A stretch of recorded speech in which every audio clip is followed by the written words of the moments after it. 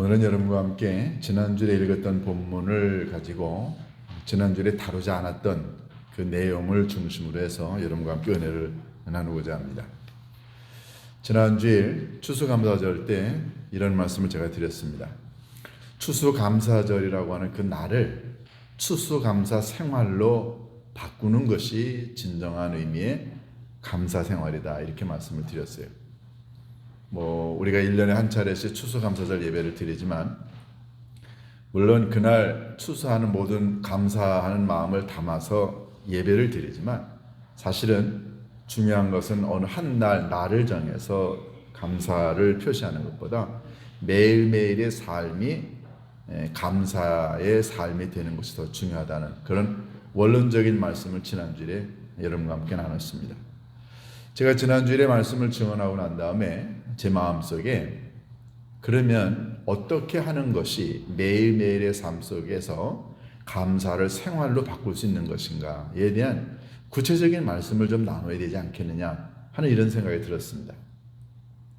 지난주에 읽었던 본문을 다시 읽으면서 오늘 3절에 나와 있는 말씀, 이 말씀을 중심으로 해서 감사절을 감사 생활로 바꾸려면 삶 속에서 구체적으로 어떤 내용을 감사해야 되겠느냐, 이 말씀을 제 얘기가 아니라 본문에 있는 내용을 가지고 그대로 여러분과 함께 은혜를 나누는 것이 하나님 원하시는 뜻이 아닌가 하는 생각이 들어서 오늘 3절에 나와 있는 4가지 감사해야 될 조건, 그 원인을 여러분과 함께 나누고자 합니다. 여러분, 하나님께 예배를 드리러 이제 주일날 나오실 때 여러분의 마음을 가득 채우고 있는, 예배를 드릴 수밖에 없는 이유 뭔가요? 사람마다 예배를 드리러 나오는 이유가 다 다를 수 있습니다. 크게 다르진 않지만 세부적인 면에서 보면 조금씩 다르죠. 예를 하나 들어볼게요. 아주 날씨가 좋은 날입니다. 많은 사람들이 들로산으로 놀러 가는 날이고요. 그런데 그날 여러분들이 이제 주일날 교회에 나와 예배를 드리지 않고 세상에 있는 사람들처럼 들로산으로 만약에 놀러 갔다고 쳐보세요. 어디 가서는 자 열심히 놀고 있습니다. 주일날 예배 드리지 않고요. 그때 여러분 마음이 어떤가요? 아주 신나고 즐거운가요? 노는 것 자체는 좋을 수 있지만 주일날 교회 가서 예배를 드리는 그 시간에 예배 안 드리고 세상에 나가서 놀고 재밌게 한다고 한다면 마음 한구석이 조금 찜찜하지 않아요? 아마 그럴 거예요. 이거 오늘 지금 예배 드리는 시간인데 이게 교회에서 예배 드리지 않고 이렇게 놀러 나왔으니 좀 마음이 조금 불편하고 좀 찜찜하다는 생각이 들 거예요. 왜 그럴까요? 예배를 형식으로, 의무로 드리는 사람들, 일종의 예배를 율법 행위로 보는 사람들은 이런 생각을 갖습니다. 주일을 거룩하게 드려야 된다, 맞는 말이죠. 그런데 주일을 빠짐없이 거룩하게 구별해서 드리는 이것은 의무나 율법이나 반드시 해야 되는 그것이라기보다 예배는 감사하는 마음으로 정말 하나님께서 한 주간 동안 지켜주신 은혜가 감사하여 자원하는 마음으로, 기쁜 마음으로 예배를 드릴 때 하나님이 그 예배를 받으시지, 만약에 내가 예배를 드리지 않으면은 하나님이 나에게 벌을 주시고 심판하실 거다, 이게 두려워서 또는 의무로 어쩔 수 없어 예배를 드린다고 한다면 하나님이 과연 그 예배를 받으실까요? 받으시지 않으실 거예요. 만약에 여러분들이 주일날 예배를 안 드리고 어디 가다가 이런 생각을 할 수 있어요. 이거 예배 안 드리고 이렇게 가다가 보면 혹시 오늘 무슨 일 생기는 거 아니야? 사고가 난다거나 놀고 있을 때 무슨 일이 생긴다거나. 여러분 만약에 이런 마음이 들면 그동안에 우리들 자신의 예배가 이게 율법이었고 의무였다고 하는 그런 생각, 이게 떨쳐버릴 수가 없죠. 여러분이 그렇게 바깥에 나가서 주일날 예배를 안 드리고 주님 전에 나와서 예배를 드리는 오늘 여러분의 예배가 만약에 그런 마음이 있다고 한다면 하나님은 우리의 예배를 받지 않습니다. 그리고 하나님이 제일 좋아하는 예배자의 자세, 그건 뭘까요? 그건 다른 게 아니라 감사하는 마음이 있는 그 예배자의 마음을 하나님 받으시죠. 감사로 하나님께 나아가라. 오늘 우리가 읽은 본문 4절에 보면 감사함으로 그의 문에 들어가며 또 찬송함으로 그의 궁정에 들어가서 그에게 감사하라. 하나님의 전에 나와 예배를 드리는 우리 모두의 심령이 하나님, 일주일 동안 살다 보니까 힘들고 어려운 일이 많았는데 그래도 하나님이 길을 여셨네요. 그래도 지켜주시고 인도하셨네요.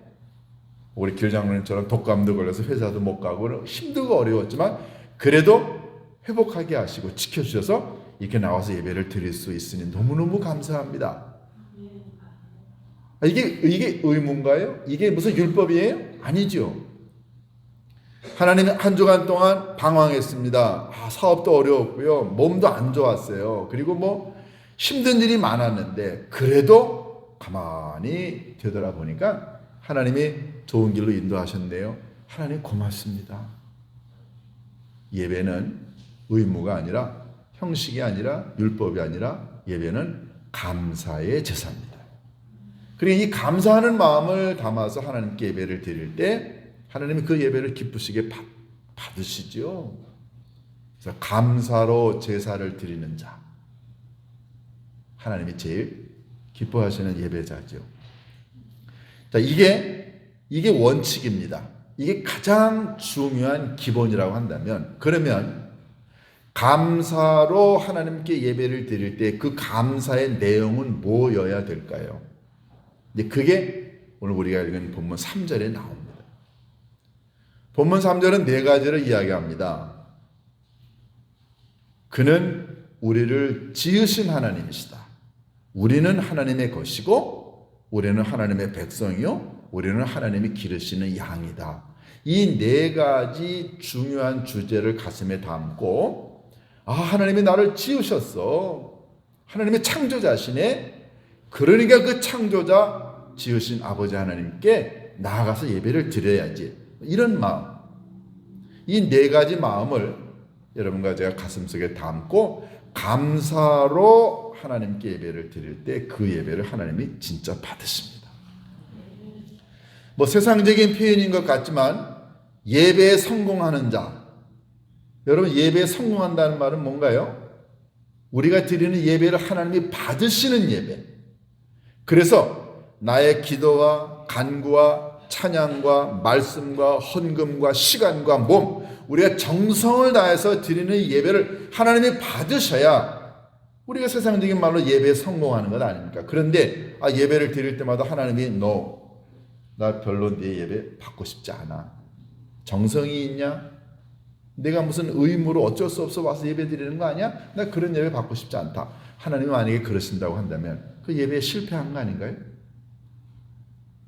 하나님이 받으시는 예배는 도대체 뭘까요? 그것은 감사가 담겨 있어야 된다는 거죠. 그 내용이 뭐냐 하는 게 오늘 여러분과 제가 이제 듣고자 하는 하나님의 말씀입니다. 자, 첫 번째는요.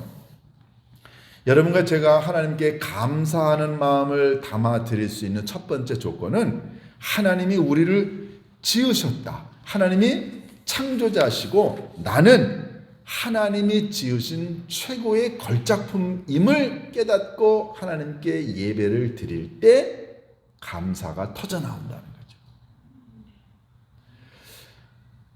제가 이제 종교사회학이라고 하는 그런 책이 있어요. 그 종교사회학은 뭐냐면은 그 종교가 그 문화와 사회와 역사와 전통의 습관에 어떤 영향을 미쳤는가 이런 내용들입니다.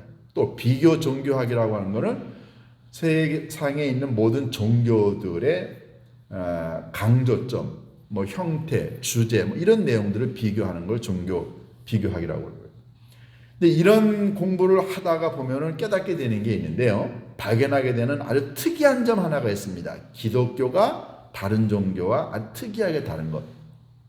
뭔지 아세요? 다른 어떤 종교에는 종교의 창시자 신이 인류를 창조했다 또는 우주 만물을 창조했다라는 말이 나오지 않습니다. 여러분, 이슬람교의 모하메드가 우주 만물을 창조했다, 인간을 창조했다 얘기하지 않습니다. 그런 교리 자체가 없어요.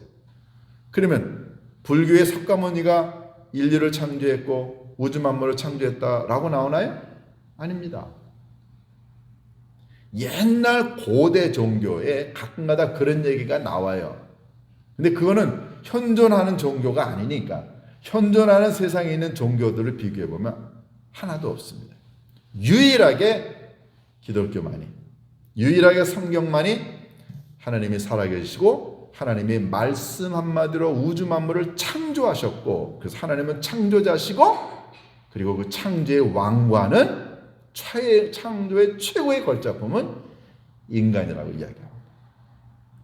유일하게 기독교만이 그렇습니다. 여러분, 우주를 관찰하는 학자들이 이구동성을 하는 얘기가 있습니다. 우주의 운행을 가만히 보면 이건 컴퓨터도 할 수 없을 정도로 완벽하게 한치의 오차도 없이 운행이 됩니다. 우연히 만들어졌을까요? 이게 어쩌다가 실수로 된 건가요? 인체를 해부하는 의사들이 이구동성으로 고백하는 것, 어쩌면 세상의 인체가 이렇게 아름답게 조화스럽게 완벽한 기능을 하도록 만들어졌느냐 하는 거죠. 여러분, 사계절을 보고 하늘을 보고 인간을 보면 깨닫게 되는 게 있습니다. 이것은 어떤 완벽한 전지전능한 신이 아니면 이걸 만들 수 없다는 거죠. 그분이 누군가요? 그분이 우리의 여호와 하나님이세요. 그분은 최고의 능력자십니다. 전지전능하신 하나님이시죠. 말씀 한마디로 우주 만물을 창조하신 완벽하신 하나님. 그런데 그 완벽하신 하나님이 가장 완벽하게 이 땅에 하나님의 모양과 형상을 담아 만든 존재가 누군가요? 여러분, 우리라고요. 그러니까는 우리는 완벽하신 하나님이 만드신 가장 최고의 걸작품입니다. 우리나라 차가 요즘에 아주 품질이 좋아져서 경쟁력이 많아졌죠. 그리고 제값을 받고 온 세계에 이제 판매가 됩니다. 우리나라 자동차 생산 대수나 이런 능력이 여러분 전 세계 3-4번째 정도로 우리나라 회사들이 큽니다. 아주 품질도 좋아졌어요. 그러나 예를 들어서 롤스로이스 같은 거하고 비교해보면 우리나라 차 아직 멉니다. 롤스로이스 차인데 보통 5억, 6억, 10억 한다고 쳐보세요. 그러면 롤스로이스 차가 왜 좋은가요? 그것은 만드는 사람들이 최고이기 때문에 그렇습니다. 최고의 사람들이 만들기 때문에 최고의 작품이 나오는 거예요. 최고의 하나님이 말씀 한마디로 우주 만물을 창조하신 아버지 하나님이 만드신 우리가 최고의 걸작품이다. 너무너무 당연하지 않나요? 그런데 우리 그렇게 생각하나요? 나는 많이 못 배웠고 나는 돈도 없고 나는 직장도 그렇고 가진 게 없어. 내가 할 줄 아는 게 별로 없어. 내가 세상적으로나 가정적으로나 여러 가지 면에서 내가 얼마나 부족한가. 내가 무슨 하나님의 걸작품이야? 우리 많은 사람들이 그렇게 생각합니다. 정말 그럴까요? 어느 교회 여자 집사님이 목사님에게 이제 상담을 하러 왔어요. 근데 그 여자 집사님이 아이들 2 낳고 남편하고 가정생활 하는데 집사님이 어려우세요. 어렵다는 말은 돈이 없다는 말이 아니라 집사님의 삶이 안 풀려요. 평생을 살면서 자기 자신은 쓰레기 같고 자기 자신은 못났고 자기 자신은 실패자고 그 지금의 남편도 그렇고 부모님도 그렇고 뭐 자식도 그렇고 자기 외모도 그렇고 여러 가지 면에 자신이 없어요. 늘 그러니까 마음속에 불만, 불평이 많았어요. 이렇게 살고 싶지 않은데 그렇게 밖에 되지 않는 그 자신이 너무너무 싫어서 어느 날 목사님에게 상담을 하러 온 겁니다. 이 집사님이 목사님한테 이야기합니다. 자기 자신이 태어나면서부터 지금까지 가졌던 많은 아픔과 고통, 지금의 그 힘든 이야기들을 다 이야기합니다. 울면서 얘기를 하죠. 이 목사님 들으시면서 도대체 이분한테 뭐라고 답변을 해야 되는가 하나님에게 물었어요. 근데 답변이 떠오르지 않는 거예요. 왜냐하면 너무 서로 다른 종류의 많은 얘기를 하니 어떻게 이 상담을 잘 마무리할 수 있을까?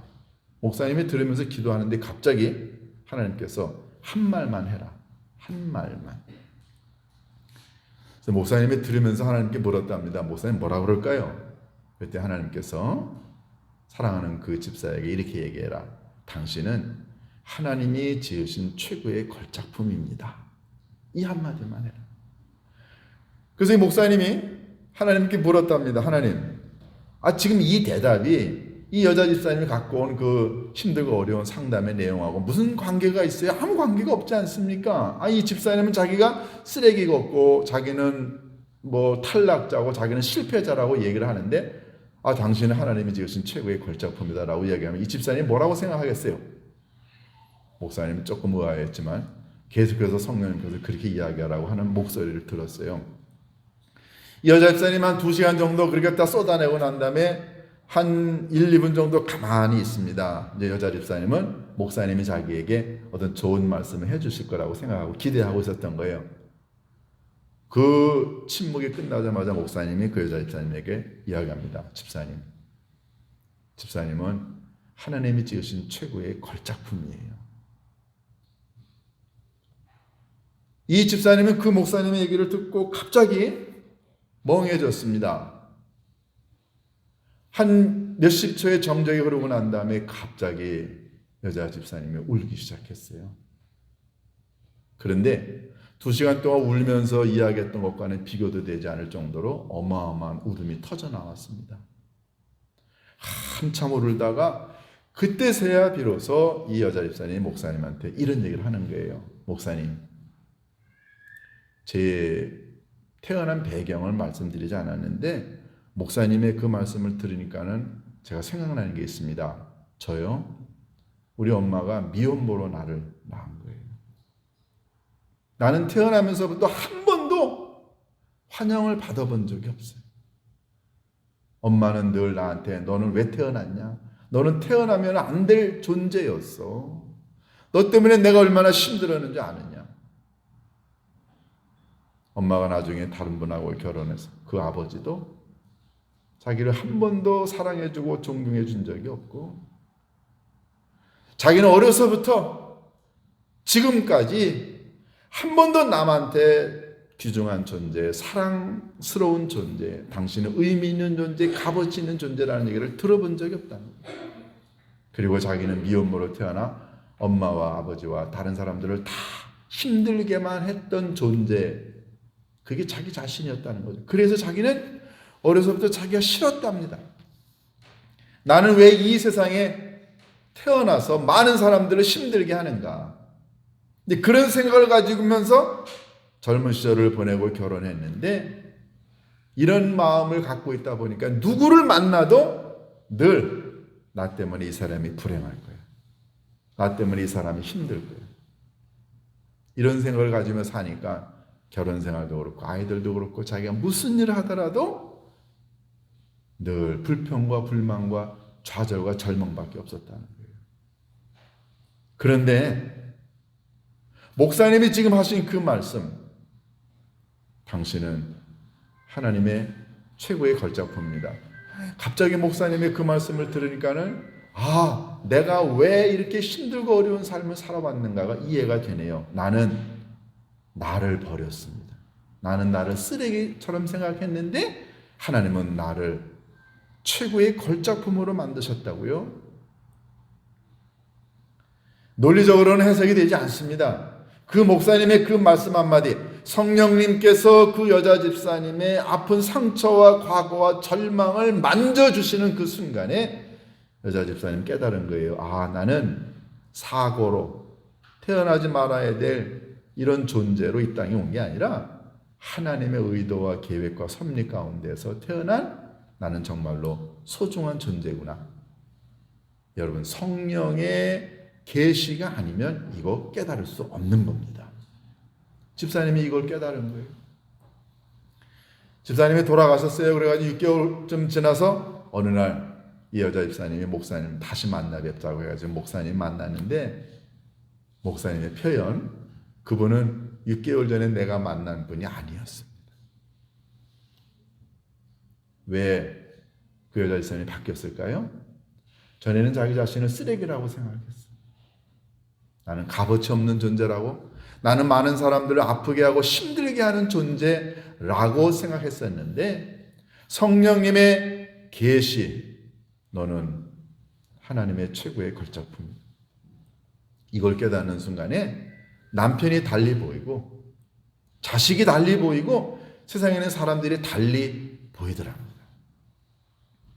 나 같은 사람이 이렇게 하나님의 최고의 걸작품이라고 한다면, 내가 돈도 없고 공부도 그렇고 가진 것도 없고 모든 면에 많은 사람들의 세상적인 기준으로 보면은 내가 실패자인데 하나님은 나를 최고의 걸작품으로 만들었다, 이런 생각을 가지니까 다른 사람들이 그렇게 소중하게 보이더랍니다. 여러분, 이 여자 집사님은 그때 그 말씀을 듣고 난 다음에는 매일 하나님 감사합니다. 하나님 감사합니다.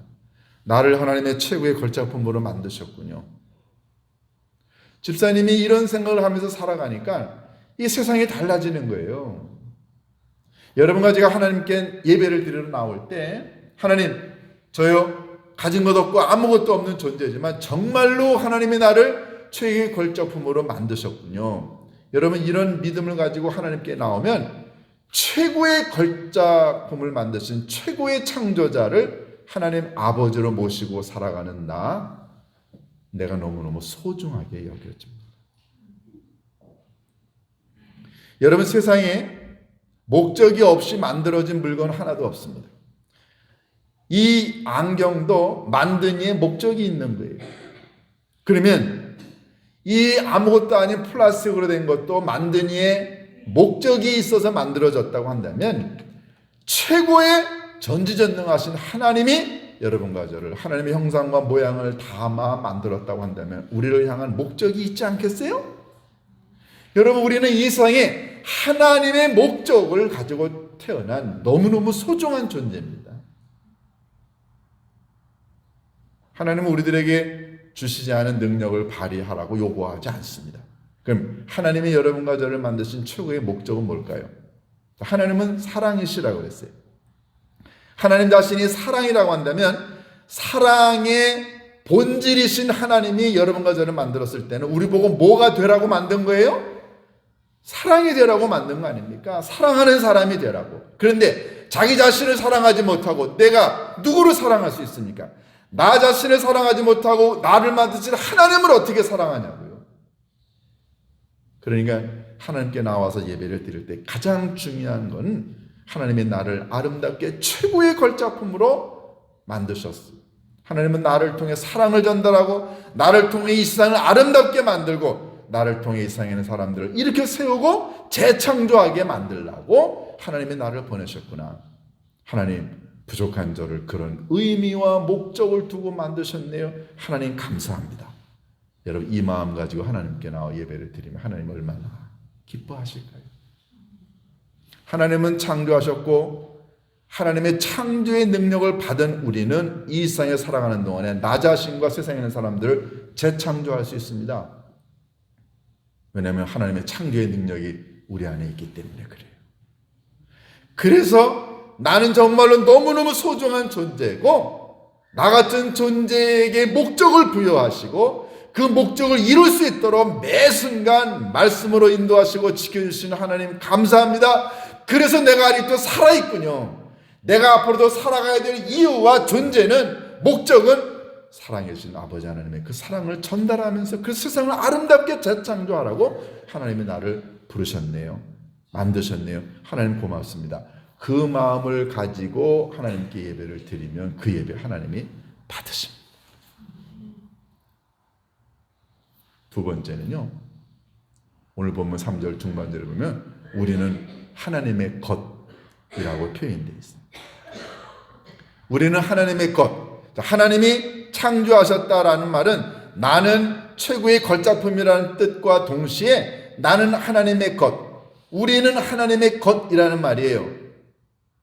여러분, 그런데 내가 나 자신이 나의 주인이라고 생각하지 나의 주인이 하나님이라고 생각합니까? 이거 중요한 질문이에요. 많은 사람들이 자기의 생명도 자기의 건강도 자기의 재산도 능력도 모든 것들이 자기 거라고 생각을 해요. 그런데 정말 우리 건가요? 우리 거면 우리가 마음대로 할 수 있습니다. 건강 마음대로 할 수 있나요? 생명 마음대로 할 수 있나요? 재산 마음대로 할 수 있나요? 심지어 우리들의 공부 마음대로 할 수 있나요? 우리가 마음대로 할 수 있는 게 세상에 뭐가 있을까요? 아무것도 없습니다.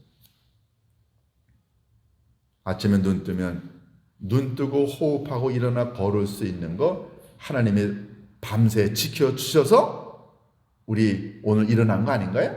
생명이 누구 건가요? 여러분이 열심히 일하시는 일터가 있다고 한다면 여러분에게 꿈을 주고 비전을 주고 공부할 수 있는 머리를 주고 우리들의 자녀들의 앞날을 지켜주고 사업할 수 있는 모든 것들은 어디서 왔을까요? 이게 우리 건가요? 우리 것 아무것도 없습니다. 하나님이 우리 보고 너 100년 동안 이 세상에서 살 때 너 불편하지 마라. 그래서 내가 너에게 생명 주고 건강 주고 돈 주고 그리고 직장 주는 거야.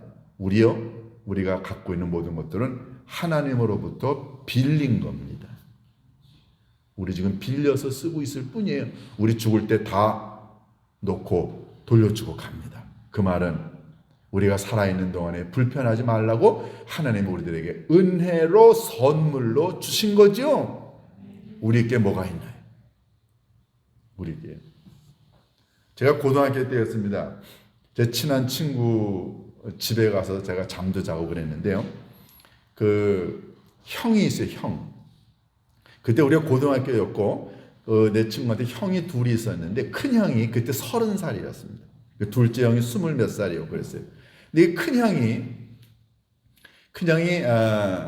택시 운전을 했어요. 그때 택시 운전.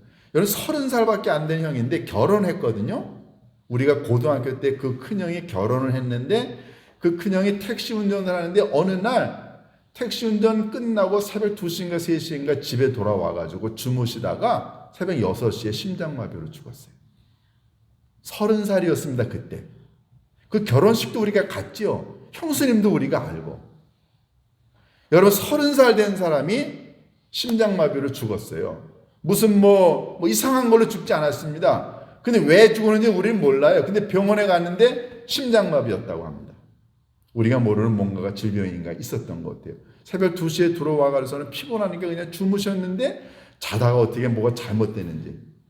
그때 고등학교 다닐 때 제가 그때 깨달았습니다. 우리는 그 형보다 훨씬 더 나이가 어리잖아요. 15, 16살 됐는데요. 그때 제가 깨달은 게 있습니다. 생명 우리 거라고 주장할 수 있는 순간 없습니다. 한 달 전에 제 친구가 죽었잖아요. 여러분 잘 아시죠? 한 달 만에 간암으로 한 달 만에 갔어요. 한 달 만에. 요즘에 깨닫는 게 있습니다. 생명 제 거 아니에요. 건강 우리 거 아닙니다. 재산 우리 거 아닙니다. 생명이 있다고 한다면, 건강이 있다고 한다면, 꿈이 있다고 한다면, 재산이 있다고 한다면 그것 하나님으로부터 빌린 거고 하나님의 목적, 창조의 목적 뭡니까?